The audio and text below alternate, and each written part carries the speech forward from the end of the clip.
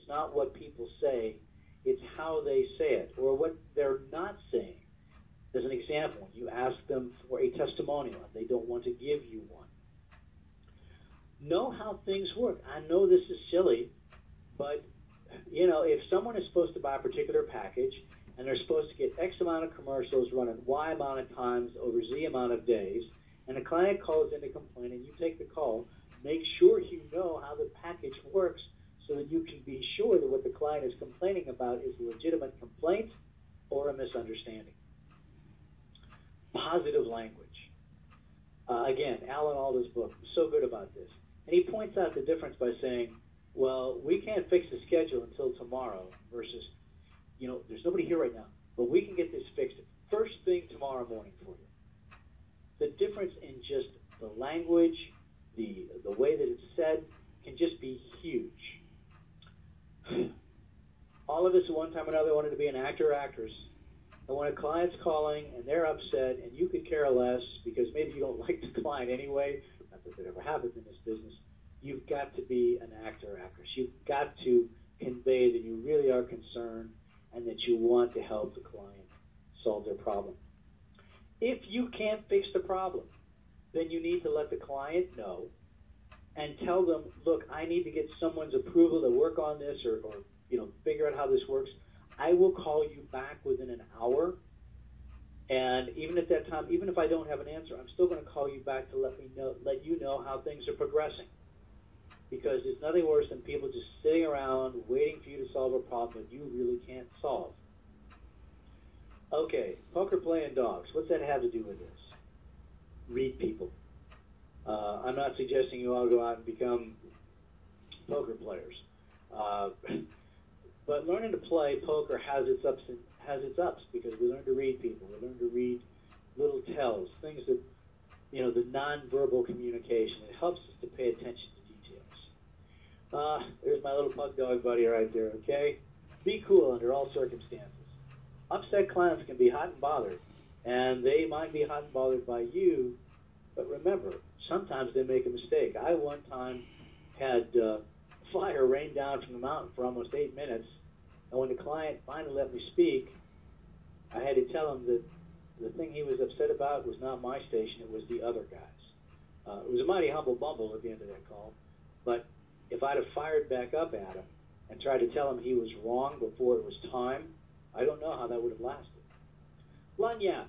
Roy Williams wrote a great book called Does Your Ad Dog Bite or Is It Just a Show Dog? And he talks about lagniappe. It's a Cajun word. It means just a little bit more. Client, you know, your policy is that you give 2-for-1 make goods, but there was a mistake and you've got a room. Give them 3, okay? Just a little bit more for a little bit of wow. Okay, 50 Shades of Grey. Folks, we were doing 50 Shades of Grey before it ever became a movie or a book. And sometimes, even though we have strict policies, sometimes what we have situations where we have to go above and beyond. And in doing so, you know, we need permission, but customer service is not always black and white. Sometimes we need to go a little bit above and beyond to save face, save a client, and just remember that. Somebody out there is probably old enough to remember Crystal Blue Persuasion. So you get it? Crystal Blue Persuasion. Okay. What we're trying to do anytime we're working on customer service is to prove to the clients, look, we love you. We love doing business with you, and we're going to go above and beyond to fix things. Customer service isn't easy. You know what? Client gives you a problem and you can't solve it on the first shot. Sometimes you get bucked off. But the interesting thing about customer service is if you can't solve it the first time, you got to get back up on that bull and ride for the 8 so that you can actually come up with the win. And if you'll do that, if you'll realize that customer service isn't just a one and done, it's over and above, it's something we always have to work on, I think you'll be pleasantly surprised as to just how well you will do at keeping your clients and having them become spokespeople for you to go go out there and use their testimonials as a way to help you get more business. So with all that being said, we can ever help you. We certainly appreciate that. And Eric, in terms of my Dog and Pony Show, I think we're done here. So if anybody has any questions, comments, or snide remarks, let's go ahead and open it up. Very good. Thank you so much, Mark. Really appreciate that, the great information you showed. Folks, we do have some questions that have come in. I just want to remind you how to do that in case you want to add some. In that control panel there that should be on the right-hand screen, there's a section called Questions. And if you'll just type your question in there, we will get to it. Mark, the first question that came in has to do with the surveys you were talking about early on. And the question, you recommend sending an incentive with a survey. I heard of one survey once where they sent $2 bills just to stand out from the crowd. Well, that sounds like a rating service. I do believe in offering some kind of incentive because you know what? It's a trade, Eric. You're asking a client to give you some information. What are you going to give them back in return? So it might be, for everyone who gets filled and sent back, they're in a drawing for something, they win something.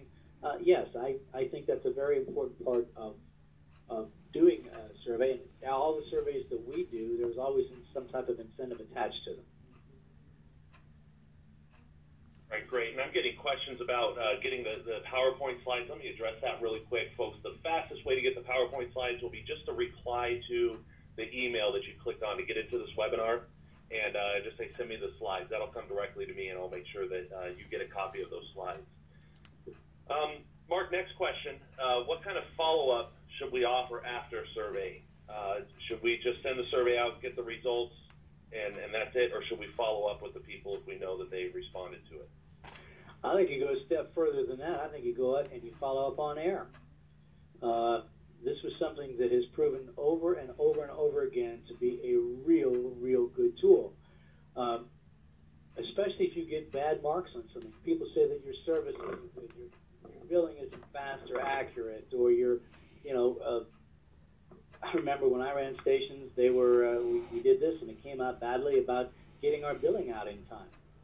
So we actually went on air and said, look, we wanted to be your best customer service provider. We asked you what we needed to do, and boy, did you tell us. You said that our billing wasn't fast. So here's what we're doing from now on. And we just went right on air and told people what we were doing to fix the situation, because I believe in making the invisible visible. So that, in my mind, is the kind of follow-up you do. Okay, great. Great. Next question is this.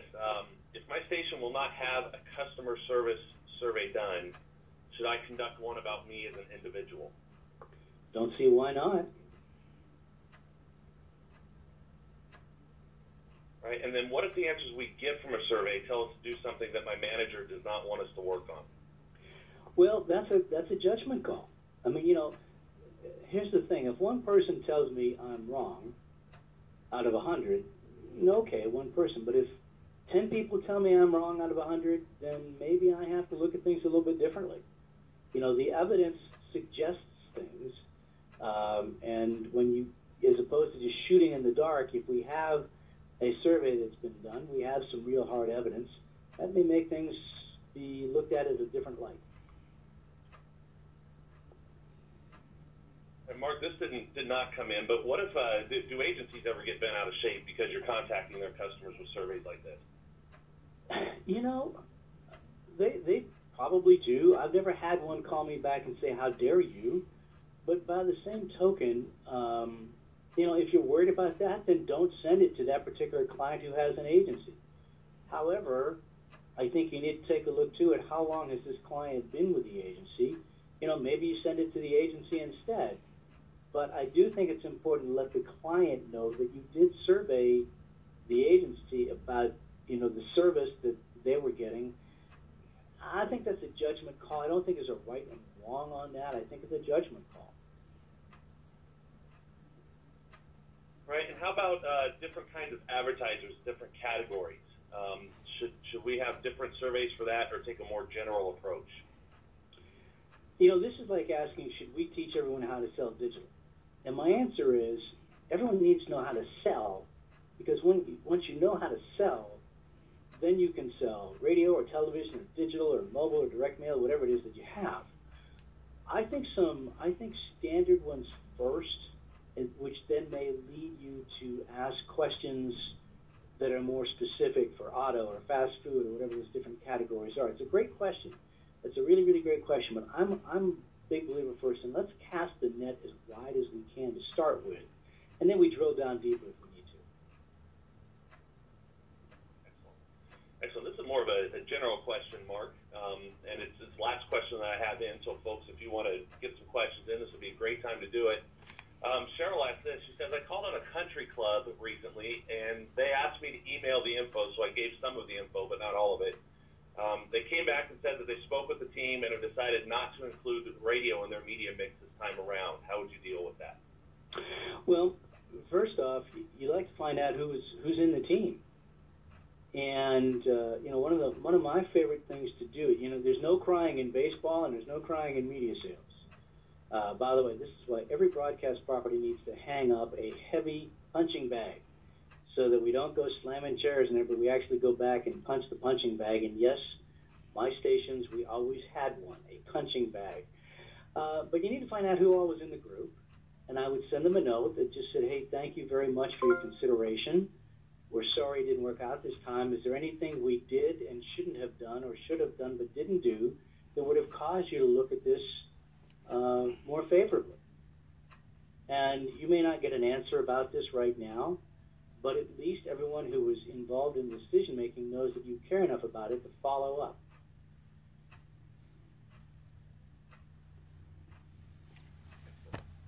Excellent. Well, Mark, thank you so much. We appreciate the time that you spent and the great stuff that you shared with us for the Q&A time at the end as well. We really appreciate that. I also want to thank everybody who's on the webinar for making time today. I want to make sure that you know that we have another webinar scheduled for January 9th, our second Tuesday webinar. First one of 2018 is coming January 9th at noon. That is the second Tuesday. And the topic there will be how to kick off 2018 like a pro, and that'll be presented by our very own LBS President, Gary Moore. Hope to see you there. Have a great Christmas season. Enjoy the rest of your